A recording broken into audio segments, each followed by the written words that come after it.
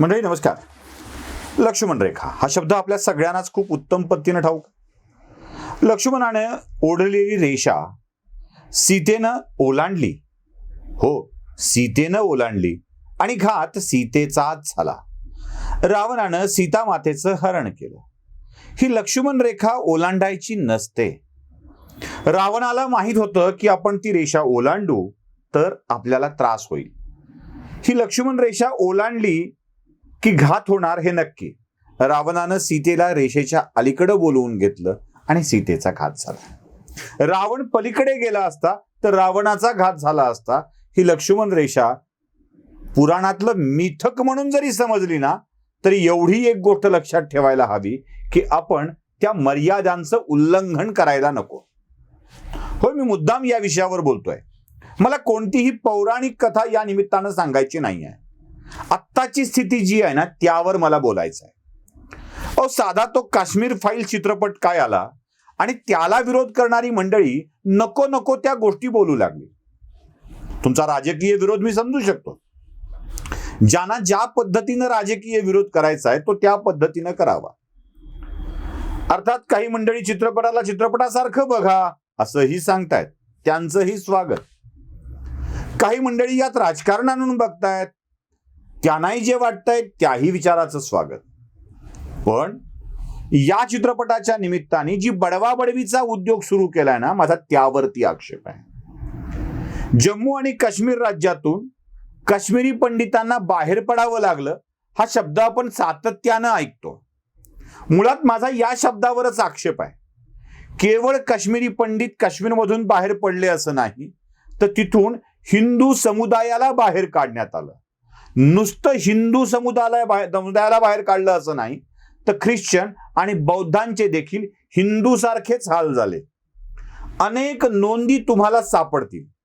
वेचून वेचून मुस्लिमेतरांना काश्मीरमध्ये मारण्यात आलं, हकलून देण्यात आलं, ते बाहेर पडले.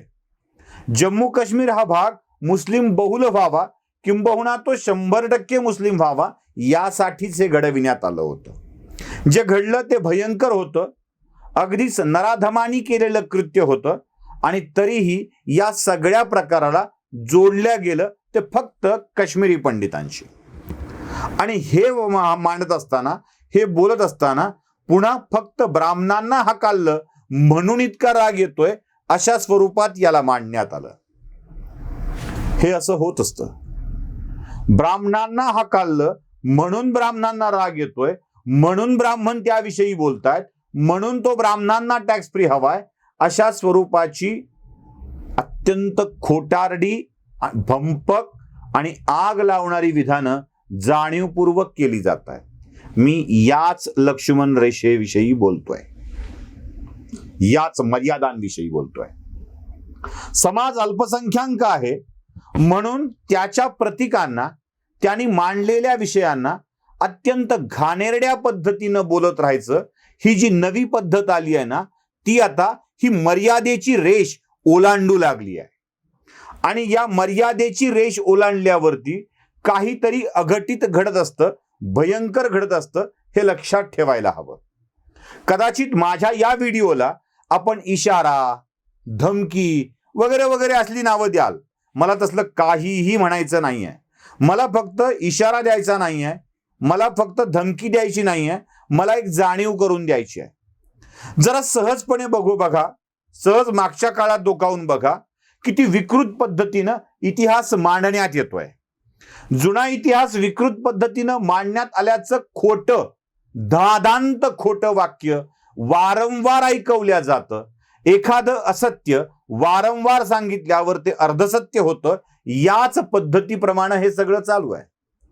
जिथे कुठे ब्राह्मण व्यक्ती सापडेल तिथे तिथे त्याला ठोकून काढायचा ही नवी रीत आलेली आहे. जर काश्मीरी पंडित हिंदू असतील तर आम्ही हिंदू नाहीत असं म्हणण्यापर्यंत अनेकांची मजल गेलेली आहे. काश्मीरी ब्राह्मणांनाच हाकाललं आणि ते योग्य केलं असं विकृत मत देखील अनेक मूर्ख माणसांनी व्यक्त केलेलं आहे. माझा आक्षेप यावरती आहे. तुम्हाला रामदासांचा विटाळ आहे मी समजू शकतो, कारण रामदास ब्राह्मण होते. तुम्हाला दादोजी कोंडदेवांचं नाव चालत नाही, मी समजू शकतो, तिथेही मान्य आहे. तुम्हाला स्वातंत्र्यवीर सावरकर चालत नाहीत, तिथेही मान्य आहे. अहो, तुमच्या बाजूने बोलणारे साने गुरुजी देखील तुम्हाला चालले नाहीत, ही देखील एक वस्तुस्थिती आहे. अहो, अलीकडच्या काळापर्यंत अनेक ब्राह्मण विचारवंतांना ते ब्राह्मण आहेत म्हणून टार्गेट केलं जातं. अगदी समाजवादी डाव्या विचारसरणीची भारतातली सुरुवात म्हणजे ज्या नम्मुद्रीपादांनी भारतामध्ये कम्युनिझम आणला, त्या नम्मुद्रीपादांना नाकारण्याचं काम देखील होऊ शकतं. म्हणजे ती गोष्ट जर ब्राह्मणांनी सुरू केली असेल ना, तर ते घडलंच नाही अशा स्वरूपामध्ये नव्याने विषय मांडण्याची प्रक्रिया आपल्याकडे खूप जोरदार पद्धतीनं सुरू आहे. बरं, हे मांडताना सुद्धा अत्यंत असभ्य, अश्लाघ्य आणि घाणेरडी भाषा बोलली जाते. काही फेसबुक पोस्ट तर अशा होत्या, अशा बघितल्यात की जे जबाबदारीच्या पदावर काम करतात अशा लोकांनीही या जातीला उद्देशून घाणेरड्या स्वरूपाच्या फेसबुक पोस्ट तयार केल्या आहेत. या अशा फेसबुक पोस्ट करणाऱ्या, जाहीर भाषणातून व्यक्त करणाऱ्या माणसांना मला हेच सांगायचं आहे की सामाजिक मर्यादांची जी लक्ष्मण रेषा आखलेली असते, जी मर्यादांची रेष ओढलेली असते, ती वर्तणुकीची मर्यादेची रेष कोणीही ओलांडता कामा नये.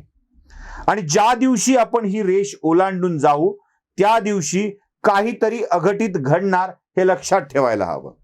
कारण किती दिवस सातत्यानं तेच ते ऐकवलं जाणार आहे. या सगळ्या विषयामध्ये मी सातत्यानं जे खोटं बोललोय त्याचे अनेक व्हिडिओज केलेले आहेत. त्याच्या लिंक देखील तुम्हाला डिस्क्रिप्शन मध्ये मिळतील किंवा सजेस्टेड व्हिडिओमध्ये तुम्हाला कळेल. या सगळ्याकडे एकदा जर बघितलं तर आपल्या जुन्या इतिहासाला नव्या पद्धतीनं मांडताना किती विकृत करून मांडण्यात येत आहे हे आपल्या लक्षात येईल. व्यक्तिगत टीका, घाणेरडी भाषा, मायबापांचा उद्धार, कुळगोत्राचा उद्धार, जुन्या लोकांच्या विषयी अत्यंत असंस्कृत, असभ्य, अश्लील टिप्पण्या, आणि हे सगळं केवळ ते ब्राह्मण आहेत म्हणून असं जर होणार असेल तर हे मर्यादेचा भंग करणार आहे हे लक्षात ठेवा. या सामाजिक मर्यादा ज्यांना सांभाळता येत नाहीत ना, त्यांनी काळजीपूर्वक वागलं पाहिजे. कारण या सीमारेषेचं उल्लंघनच भयंकर कृतीला जन्म देत असतं. सातत्यानं होणारी दाबणं, सातत्यानं त्याला दबावात घेणं, सातत्यानं दाबून टाकणं, यातूनच नक्षलवादी निर्माण झालेत. आता पुन्हा नक्षलवादी निर्माण झाले ते ब्राह्मणांच्यामुळं, असा एक नवा थेअरी मांडली जाते.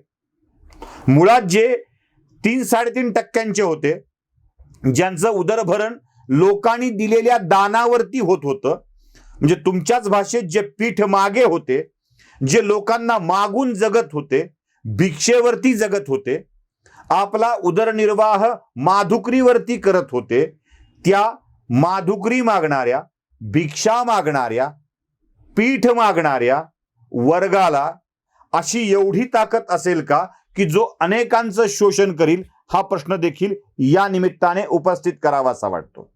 काय आहे, बलशाली माणसाला बोलता येत नाही म्हणून निर्बलाला बोलायचं, त्याला ठोकून काढायचं आणि आपण दादा व्हायचं, ही पद्धत पूर्वापार चालत आलेली आहे. आणि असा दादा होणाऱ्या माणसांनाच मला हे सांगायचं आहे की हा मर्यादांचा भंग होतोय आणि मर्यादा भंग विध्वंसक कृतीला कारणीभूत ठरत असतो. तेवढा ठरू नये एवढी अपेक्षा व्यक्त करतो आणि थांबतो. धन्यवाद.